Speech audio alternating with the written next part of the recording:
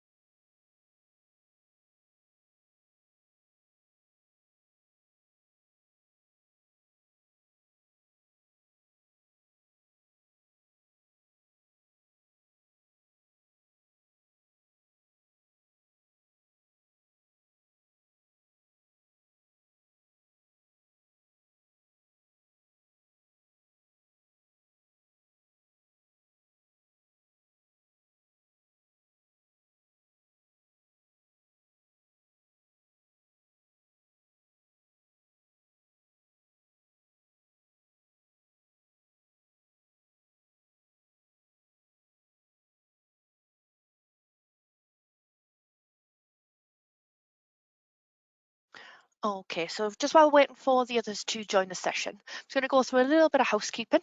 So some of you may be new to joining us, or you may be a regular attendee. I just want to make you aware of how it's going to work today. So your microphone will be automatically muted during the session and you won't be able to unmute yourself. If you do have any questions, please do pop them into the questions panel down the right hand side by pressing the option that looks like a little speech bubble with the question mark in the middle.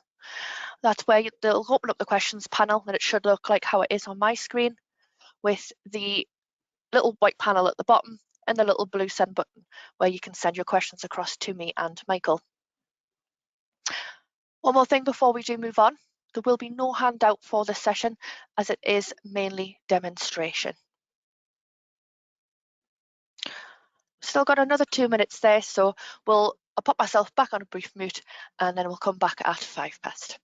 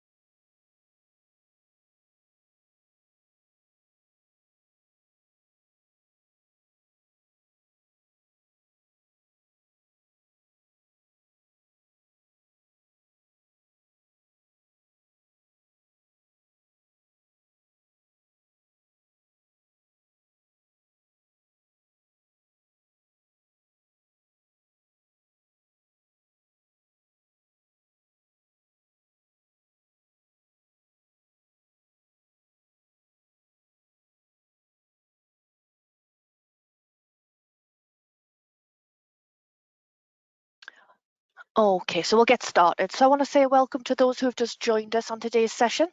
So today's Quick Learn, we will cover how to use special codes in your software. So this is how the session's going to look. So we're going to introduce the session and the benefits of special codes. I will then demonstrate how to switch on the option, where to change the default tax codes, and how to apply special codes on your invoices. The steps I show you today, you can follow exactly the same steps for sales orders and purchase orders as well. So exactly what I do on invoices, you do exactly the same for sales orders and purchase orders. At the end of the demonstration, I will summarise the session and talk about upcoming webinars. Please do keep your questions coming throughout the session, so either me or Michael can pick these up for you.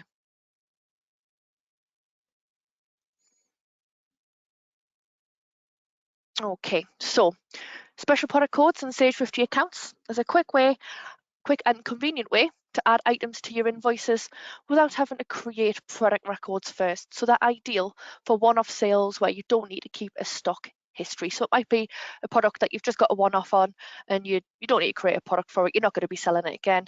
You can just use the special product codes. So the special product codes that you get in the software, so you get the M line. So that is just a message line on your invoice. You can put that on your credit or your sales order or purchase order. So that is just a message line. It's got no value to it. It's just a line of text. You've also got S1. So that's for standard rate. That's where standard rate applies. So that's by default T1. And that's for products.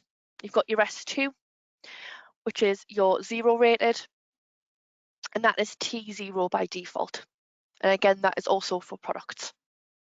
And then S3, this one is only available if you're on Sage 50 Accounts Professional. So if you're on Essentials or Standard, you'll see the M line, the S1, the S2, but you'll only see S3 if you are on Sage 50 Accounts Professional. And that one has a T1 by default, and this is for service items. That's because you can only do service invoices on Professional. Please note, these default tax codes can be changed. So what I'll do is I'll pop into my software and we'll have a look at what this looks like. Just bear with me a moment.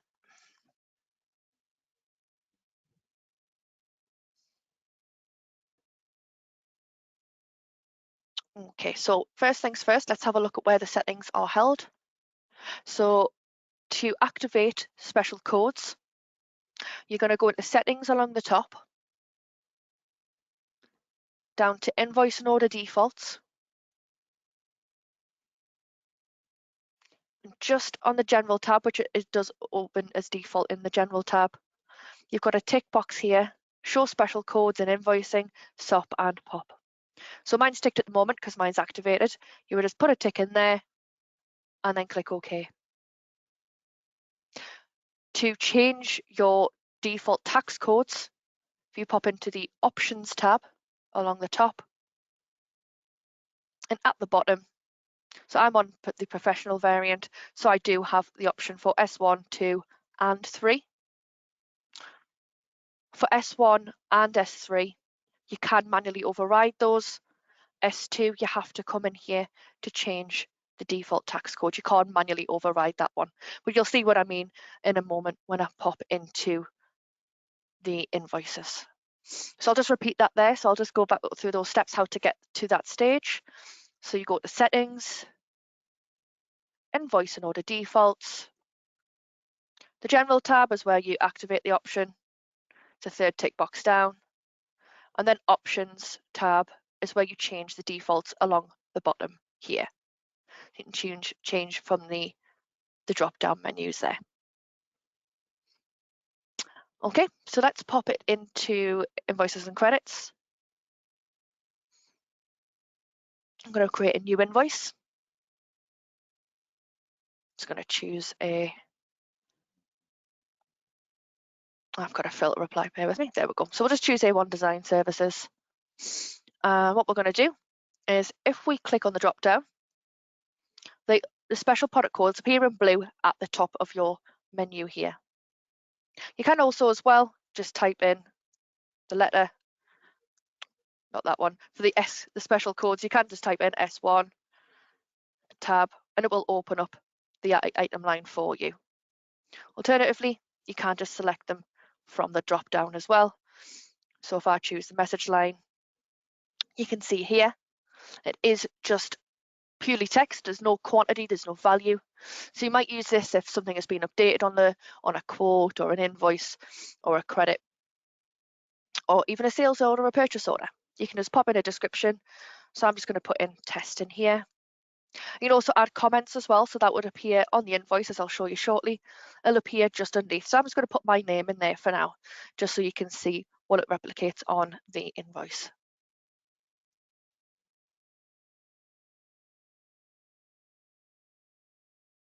Okay, so then if we now add in the S1, so this is a special product item, so this is tax chargeable.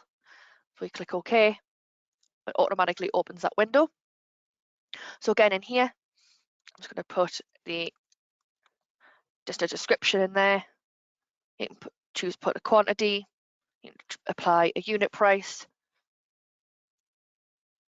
you can apply discounts. You can also choose, you can see over here, you can also manually override, as I mentioned, the tax code. So you can see it is default as T1, but you can come in here and choose from the drop down if you want to change that from T1. If we add in an S2, you'll be able to see, again, just put a description in there. You can see now the tax code is grayed out, so you can't manually overwrite that one. But again, you can come in here, choose a quantity, choose a price, so click OK. Now, as we add the S3, because it's a service item, click OK. The top area is slightly different. So you used to have comment 1, comment 2. You now have a description and details. Now, like a normal service invoice, it always pulls the description, the details rather than the description. When you do a normal service invoice, it duplicates what you put in that box. So I'm just going to put in here test 4. And I'm going to leave description blank. But again, you can override the tax code as well. Now, if I was to put a description in there and not put any details, when I run the invoice, that area would just be blank. So that's why you need to put it in the details for the S3 only. So if I click save, and I just put yes, and then let's find that invoice there. I'm just going to print it. I'll just use this one so we can see what it looks like in preview. So you can see there, so test and then Abby, that was my M line, so that's my message line. So you can see there's no discounts, there's no values in there, and that's because it's a message line. And that's my comment 1, so it appears underneath in comment 1. This was my S1, so that was test 2. You can see I put my value in there, test 3, and then test 4, that was the service line. So if I go in and I change my service line, so if I just take test 4 out of there and just pop it in a description, click OK, I'll show you what happens when you apply the description to a service line. So I'll just print that again. You can see it's now blank. So that's why you need, when you're using the S3, you need to put the details in, because that's where it pulls it from on a service item. Again, as I mentioned earlier, these steps can be followed exactly the same process on your sales orders, your purchase orders, your quotations. You can use special codes on there as well. Just a reminder as well, so there's no limit on how many special codes you can actually add. You can add as many as you like as well. Okay, so that is the special codes. It's a very small feature, but very useful if you just need to be using one-off items that you don't need to create a product for. Now, we haven't had any questions through as of yet, so what I'll do is I'll run through some upcoming webinars, let you know what's coming up over the next couple of weeks. If you have any questions, now's your chance to get them through so Michael can pick those up. So I'll pop into where the webinars are. So I'm just going to go to my home page. I'm going to go to free webinars.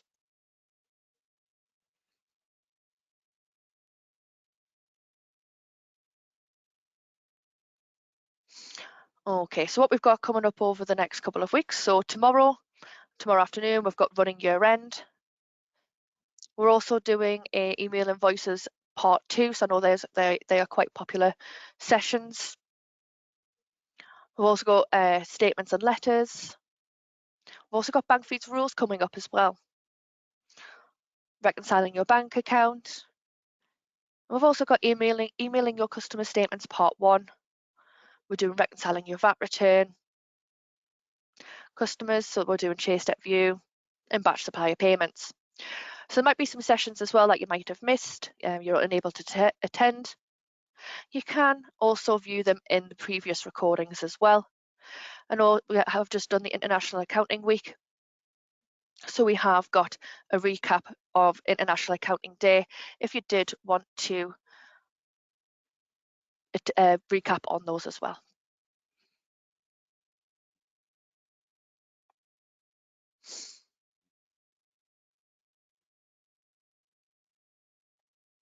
Okay.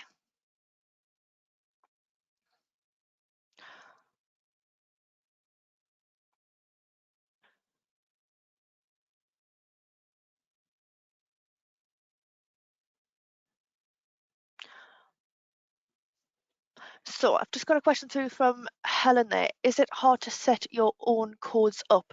So not sure in terms of which one you're referring to in terms of setting up your own product codes, or is it, if it's to do with setting up your own special codes, they do come up as standard, they are default, they are just called S1, 2 and 3, and the M line, you can't amend what they're actually called. If you send a little bit more information across, Helen, we'll be able to answer that a little bit better. Just a reminder, like I say, keep your questions coming. I'll give it another couple of minutes or so to get your questions through. If you're not sure how to ask any questions, there's a little speech bubble on the right-hand side there with a question mark in the middle. If you click on that, that's going to open up your panel so you can send your questions across.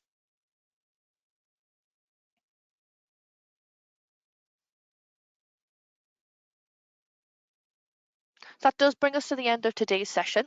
Please feel free to stay around for the next couple of minutes or so. We'll see if there's any questions that do come through. If you've got what you need today and you want to leave the session, you will receive an email in around an hour or so with links to both our webinar schedule and today's recorded session to refer back to if needs be.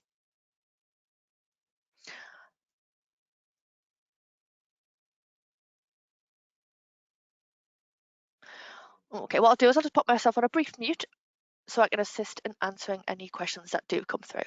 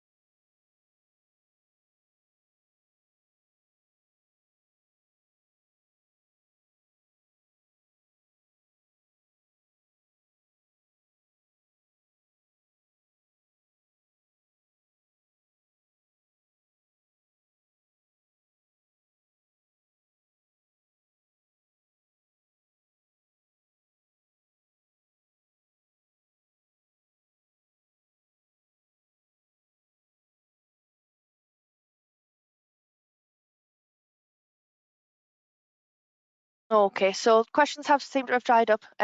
Helen, Michael did pick up your last one in terms of the setting up product records. There will be a link included in your follow-up email to the product records recording as well for anyone else who wants to catch up on that. So what I'll do is I'll wrap this session up.